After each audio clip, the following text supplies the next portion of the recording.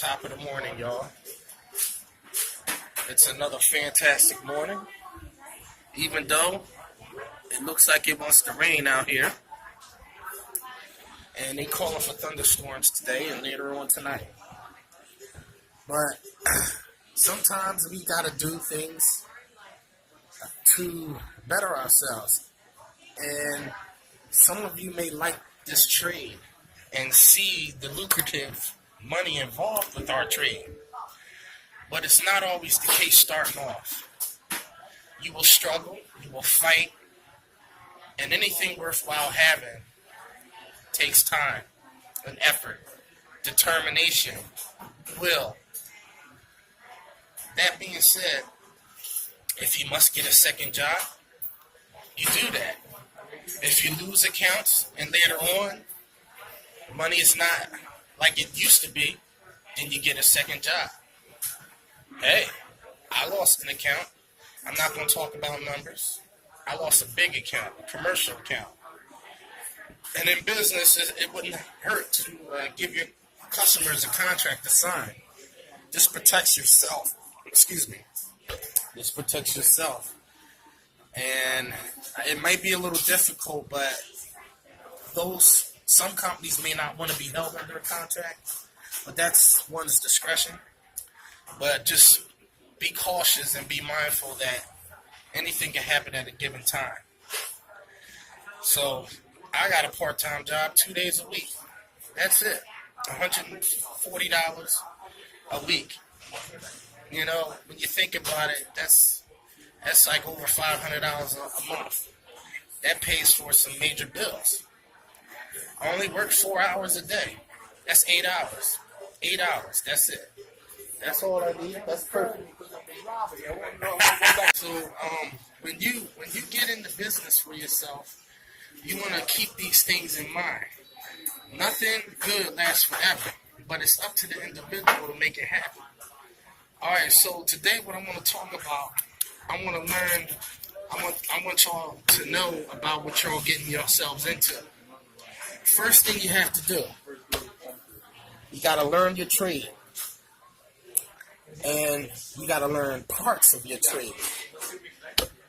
Different aspects that involve window cleaning as far as getting the job done. Now, when you're just starting out, it's anxious to want to be able to take on jobs.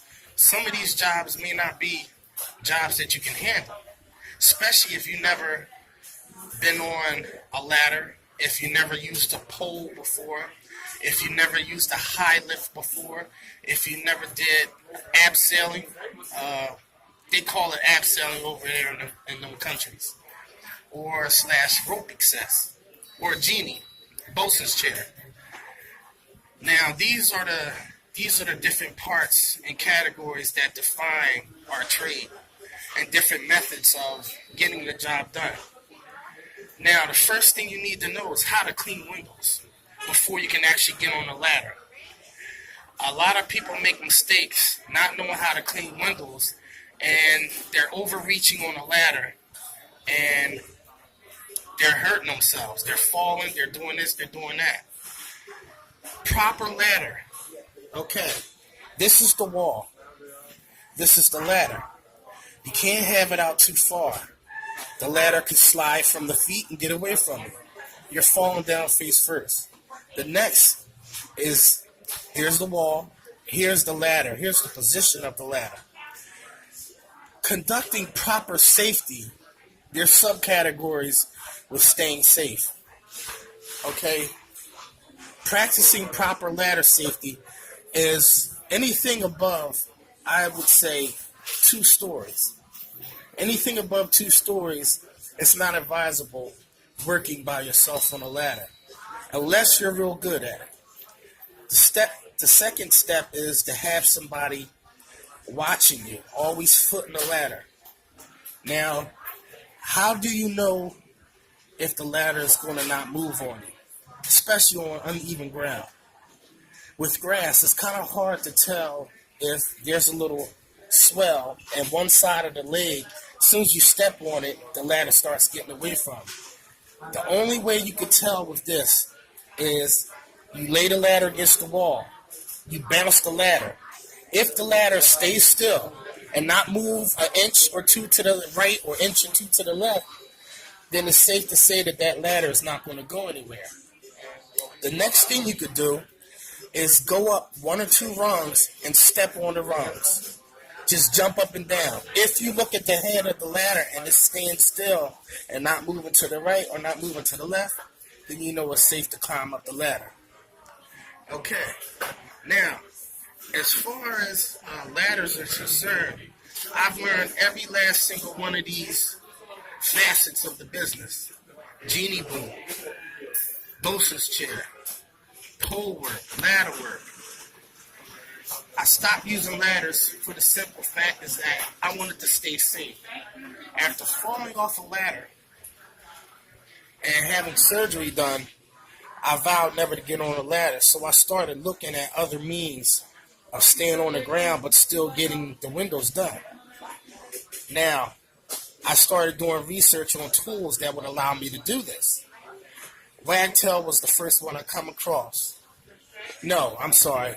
Unger swivel degree handle. It's green and it's 0 degree and it swivels. I learned that, how to use it, and then I went and graduated to Wagtail. There's no kind of window I can't do with a Wagtail from the ground. And 3 stories too. I became the best pole man at my job. So staying safe is a must. If you're just learning how to clean windows, I suggest you wait before you get on the ladder and learn how to clean windows properly first. And it helps to learn how to clean all types of windows. Learning how to know these trades and these secrets, cleaning windows properly and thoroughly, then you can move on to the next stage, and that's learning how to use a ladder and using it safely. By all means, I would avoid ladders. If at all possible, I would get used to using a pole and getting these specialty tools that's designed to save time. It takes time to run up a ladder and back down again. When you're using a 50-foot ladder, it takes time to collapse the ladder and move over to the next window. I knew this. My boss knew this. But since I was a perfectionist and I wanted to learn and move fast because I wanted to make more money, I would keep the ladder all the way extended. And I would lift the ladder up and bounce, do a bouncing act. I would walk around the side of the building and put the ladder against the wall. I would walk close to the building, lift the ladder up with my hand, and walk all the way around the side of the building. Sometimes I'd walk across the parking lot. I don't advise y'all to do that, but it can be done. You have to have good upper body strength because those 50-foot ladders are heavy. And the last thing you want to do is walk across the parking lot, the thing starts getting away from you, and now it's landing on a car hood or windshield, or you can see where that goes. But after you learn how to clean windows, then you can learn how to do ladder work, and vice versa. Pole work. You can eliminate ladder work by using pole work altogether.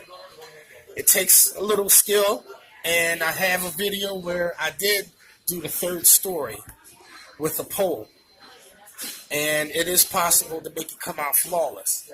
Now, the other thing is, as far as staying safe and staying on the ground, is water-fed pole. Most people can't afford water-fed pole. So the other option is using a high lift. Now, lift work, boom work, it's a little basket and there's a machine and it has controls. It brings you up. There's 30-foot booms, 40-foot, 60-foot, and 80-foot booms. I don't think they make it anywhere past 80-foot boom. 80-foot boom goes up to 8 stories.